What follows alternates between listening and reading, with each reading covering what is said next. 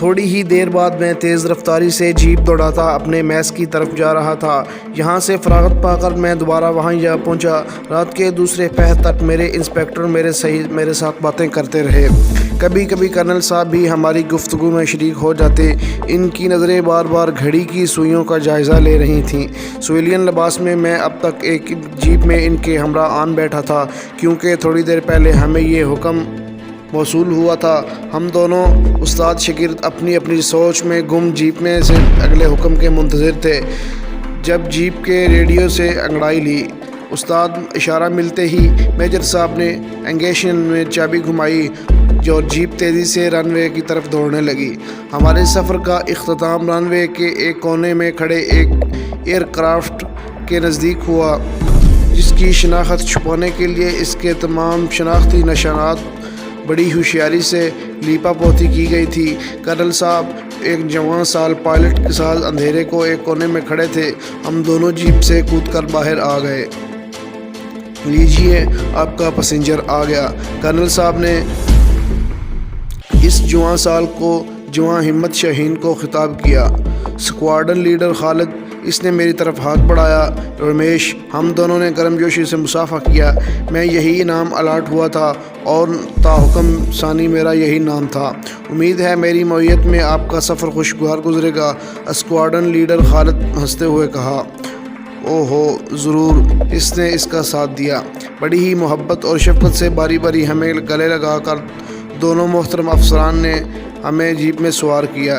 اسی جیپ میں بیٹھ کر ہمارے لیے نیک تمناؤں اور دعاؤں کا اظہار کر کے رخصت ہو گئے۔ پائلٹ نے کاک پٹ سنبھال لی، میں اس کے پیچھے بیٹھ گیا۔ اس سامنے لگے لاتعداد ڈائلوں پر مختلف ہندسے گھومے، بتیاں جل جل کر بجھیں، ریڈیو مختلف پیغامات کا تبادلہ ہوا، ATC ایئر ٹریفک کنٹرول سے گرین سگنل الاٹ ہوا، جہاز کے انجنوں کی گڑگڑاہٹ نمایاں ہونے لگی تھی۔ ٹیکسی ٹریک کے گرد گرد آہستہ آہستہ مختلف بتیاں چمک چمک کر رینگتے ہوئے جہاز کی رہنمائی کرنے لگیں۔ آہستہ آہستہ پہیہ زور پکڑنے لگے۔ شہباز کے دائیں ہاتھ پر لگے لیور پر اس کا دباؤ بڑھا۔ اس کے سامنے لگے ڈائل پر تھرکتی ہوئی سوئی نے تیزی سے چکر کاٹے اور جہاز ایک جھٹکے کے ساتھ اوپر اٹھ گیا۔ آہستہ آہستہ وہ آسمان کی بلندیوں کو چھونے لگا۔ ہم لوگ فضاؤں کا سینہ چاک کرتے اور آندھی اور طوفان کی سی رفتار سے دشمن کی طرف بڑھ رہے تھے۔ دشمن کا علاقہ ہوائیں شروع ہوتے ہی جہاز کی اونچائی گھٹنے لگی۔ ہم لوگ سطح سمندر کے اوپر پرواز کر رہے تھے۔ ساحلی علاقوں میں لگے ریڈار کی رینج سے بچنے کے لیے ہم خطرناک حد تک نیچے آ رہے تھے۔ بادی نظر میں جہاز سمندر کی لہروں کے دوش پر تیرتا دکھائی دے رہا تھا۔ ایک مرتبہ پھر 5 سال پیچھے لوٹ گیا۔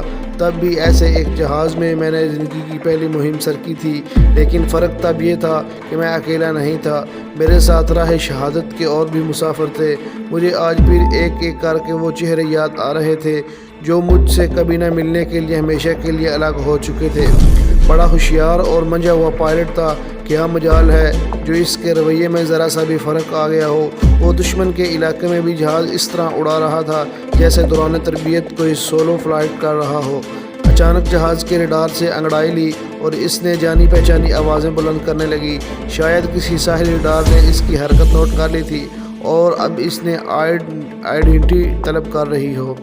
ریڈیو کی آوازیں اس نے اچانک دائیں کان سے اس طرح جھاڑا جیسے مکھی اڑ رہی ہو۔ بساختہ میری ہنسی نکل گئی۔ کم بخت یہاں بھی غیر سنجیدہ تھا۔ پھر اچانک ہی مجھے سنبھل کر بیٹھنا پڑا۔ اس نے جہاز کے وہیل کو قریباً آدھا گھما دیا تھا۔ اس کے ساتھ ہی گولیوں کی ایک لکیر جہاز کی اسکرین کے سامنے سے گزر گئی۔ اگلے جملے تک ہم دونوں کافی دور نکل چکے تھے۔ ڈراپنگ زون، اس کی آواز سنائی دی۔ میں لپک کر مائک ڈور کی طرف پہنچ گیا۔ دروازے کی بتی جلی اور دروازہ کھل گیا۔ گڈ لک، اس کی آواز سنائی دی۔ یہ جمپ کا بھی مشن تھا۔ فی امان اللہ، میں نے دل ہی دل میں کہا اور جہاز سے باہر کود گیا تھا۔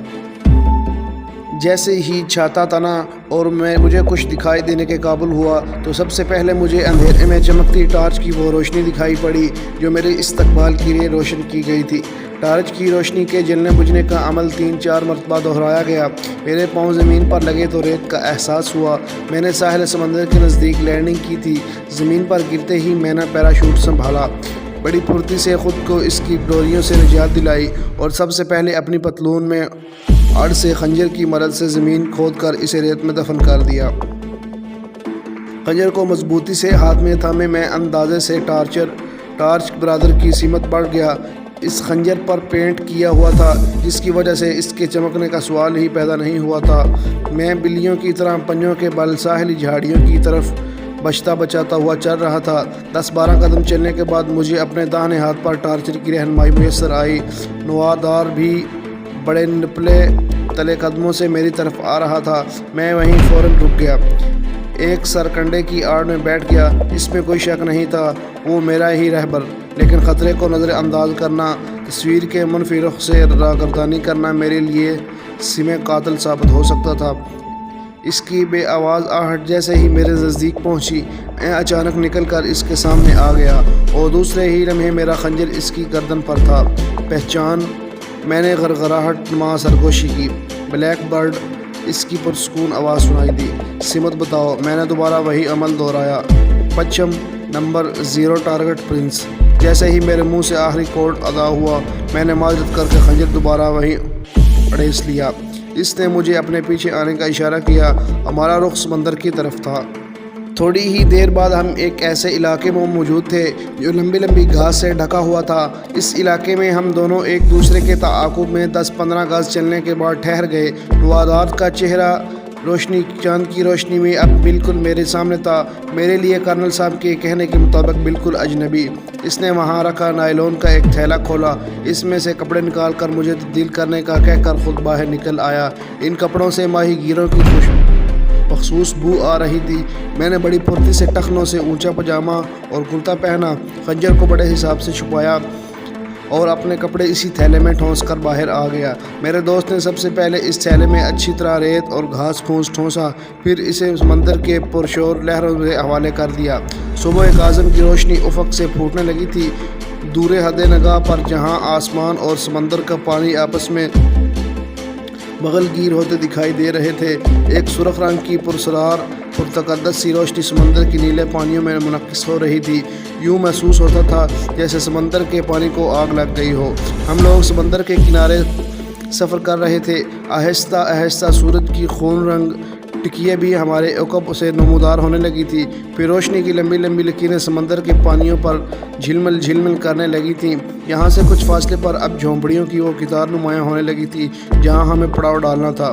میرے ہمراہ ہی مجھے راستہ میں یہاں کے اسرار اور زمودار سے آگاہ کر دیا تھا۔ میری پہچان، میرا پس منظر، میرا پیشی عزائم تھا، سب کچھ نیا تھا۔